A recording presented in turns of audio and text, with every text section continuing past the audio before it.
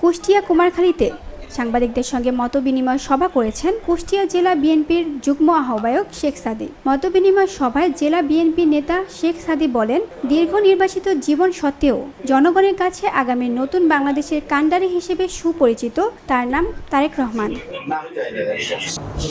বিএনপির ভারপ্রাপ্ত চেয়ারম্যান তারেক রহমানের বাবা বাংলাদেশের মহান স্বাধীনতার ঘোষক, বহুদলীয় গণতন্ত্রের প্রবক্তা, শহীদ প্রেসিডেন্ট জিয়াউর রহমান বীর উত্তম, যার ১৯ দফা ছিল দেশের রাজনৈতিক দর্শনের এক অনন্য স্বাক্ষর। তিনি আরও বলেন, আমি রাজনীতি করি ৩০ বছর ধরে। যারা আমাকে হাইব্রিড নেতা বলে তারা আমার রাজনৈতিক বিষয়ে না জেনে মন্তব্য করে। আজ থেকে ৩০ বছর আগের থেকেই আমি এই বিএনপির রাজনীতির সাথে যুক্ত। আমার বাড়ি যেহেতু এই কুমারখালী, আমার বন্ধু, আমার আত্মীয় স্বজন, প্রতিবেশী সবাই জানে যে ১৯৯৫ সাল থেকেই আমি রাজনীতির সাথে যুক্ত। এই কুমারখালী খোকসার অবহেলিত যারা আছে, আগে প্রথম হচ্ছে আমার প্রথম টার্গেট হচ্ছে যে আমি যে পরিবার থেকে আসছি, কষ্ট কি জিনিস আমি কিছু বুঝি।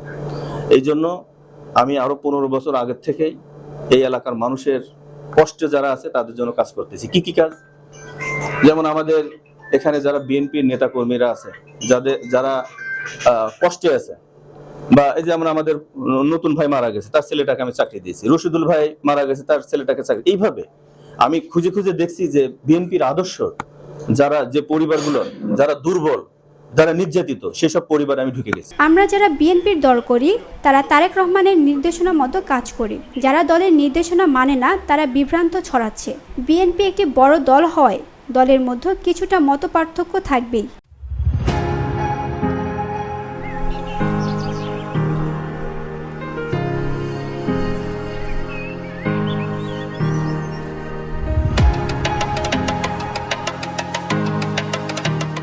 আগামী সংসদ নির্বাচনে কুষ্টিয়া জেলার সব আসনেই বিএনপি বিজয়ী হবে। তারেক রহমানকেও আমি এমন কথা বলেছি।